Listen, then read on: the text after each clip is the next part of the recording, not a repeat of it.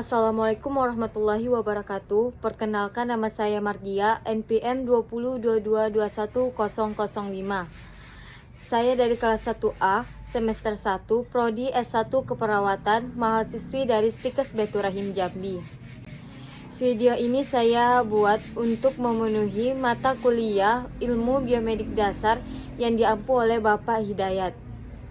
Di sini saya akan menjelaskan tentang anatomi dan fisiologi tentang sistem respirasi. Rongga hidung, di sini letaknya di sini. Rongga mulut di sini.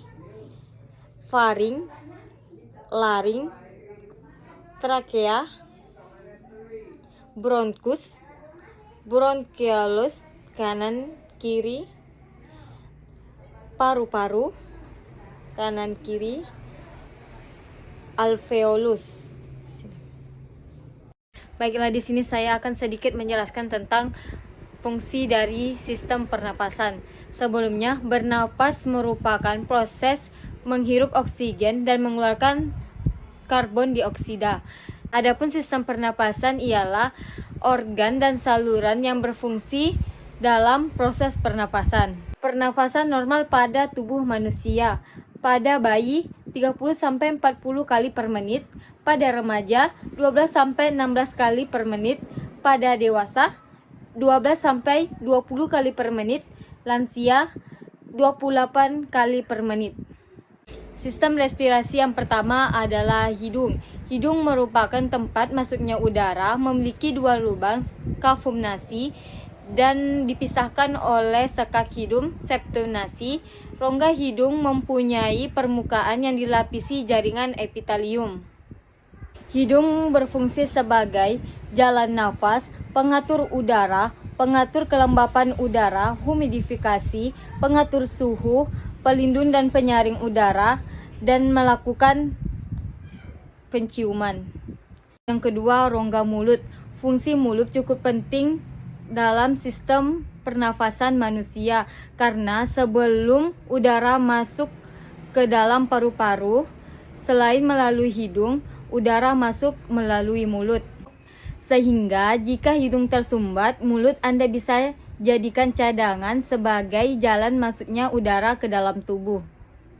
Yang ketiga, faring atau tekak. Faring merupakan tempat persimpangan antara jalan pernafasan dan jalan makanan. Faring berbentuk pipa, panjang faring sekitar 15 cm. Saluran faring dimulai dari belakang hidung menuju rongga mulut hingga batang tenggorokan. Faring berfungsi menyaring udara oleh rambut getar, menyeimbangkan tekanan udara, menyalurkan makanan ke kerongkongan dan udara ke laring, tempat rangsangan bersin untuk mengeluarkan benda asing. Yang keempat, laring merupakan tempat saluran udara dan bertindak sebagai pembentukan suara yang terletak di depan bagian faring. Laring berbentuk tabung. Laring pada dewasa berada setinggi segmen servikal 3-6 yang berfungsi untuk memodulasi suara dan memisahkan trakea dari esofagus saat menelan. Pada pria, panjang laring sekitar 45 mm dan memiliki diameter sekitar 35 mm. Sedangkan pada wanita, panjang laring sekitar 35 mm dan memiliki diameter sekitar 25 mm. Laring berfungsi sebagai penghubung faring dan trakea. Terdapat katup epiglotis yang menghindari masuknya makanan ke dalam sistem pernafasan, pembentukan suara. Yang kelima adalah trakea. Trakea atau batang tenggorokan adalah saluran yang memiliki diameter sekitar 20-25 mm dan panjang sekitar 10-16 cm.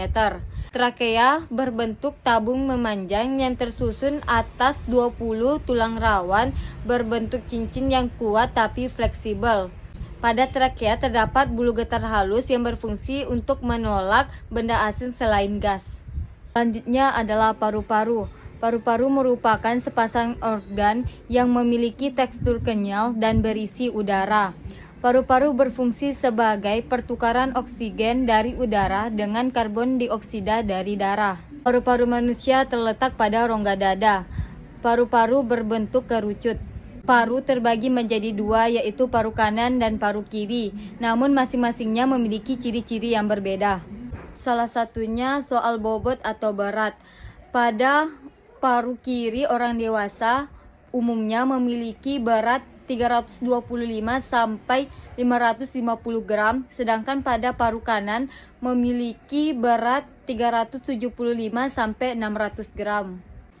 Selanjutnya adalah bronkus. Bronkus yaitu percabangan yang menghubungkan trakea dengan paru-paru kanan dan kiri yang berperan penting dalam sistem pernapasan sebagai jalur keluar masuknya udara dan pencegah infeksi.